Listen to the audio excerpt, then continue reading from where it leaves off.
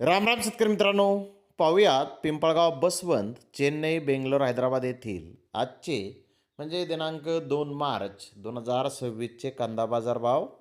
चला तर मित्रांनो, जाणून घेऊयात आज या मार्केटमध्ये कांदा भावाची आवकीची परिस्थिती नेमकी कशी आहे. तर सुरुवात करूयात पिंपळगाव बसवंत येथून.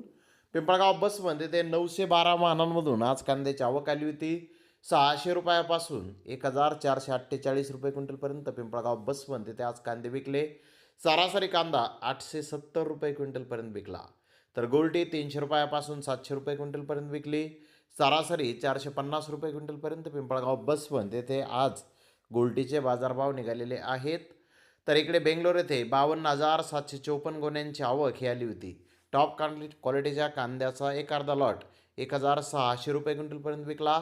त्या खालोखाल मोठे साईज कांदे 1,400 ते 1,500 रुपये क्विंटलपर्यंत विकले. मुकल साईज कांदे 1,300 ते 1,400 रुपये क्विंटलपर्यंत विकले. मिडियम कांदा 1,200 ते 1,300 रुपये क्विंटलपर्यंत विकला. गोल्टा 1,000 ते 1,200 रुपये क्विंटलपर्यंत विकला. गोल्टी 700 ते 900 रुपये क्विंटलपर्यंत विकली. स्मॉल कांदा 500 ते 700 रुपये क्विंटलपर्यंत विकला. डबल कांदा डबल जोड 200 ते 700 रुपये क्विंटलपर्यंत आज बेंगलोर येथे विकला. तर चेन्नई येथे आज 55 कांदा गाड्यांची आवक ही आलेली होती. एक्स्ट्रा सुपर क्वालिटीच्या कांद्याचे भाव चेन्नई येथे आज 1,600 ते 1,700 रुपये क्विंटलपर्यंत निघाले आहेत. तर मीडियम साईज कांदे 1,100 ते 1,300 रुपये क्विंटलपर्यंत आज मीडियम साईज कांदे चेन्नई येथे विकलेले आहेत. तर हैदराबाद येथे आज